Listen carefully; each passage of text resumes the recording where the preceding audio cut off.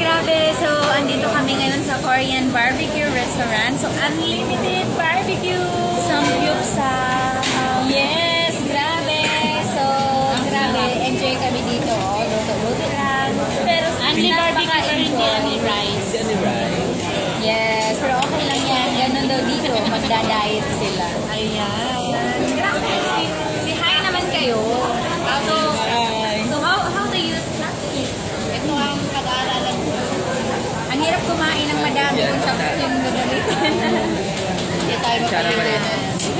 So ngayon ang gagawin po natin, chopstick tutorial. How to use chopstick. At i-demo yan ni Ma'am Pizza. Yay! Demo na dyan.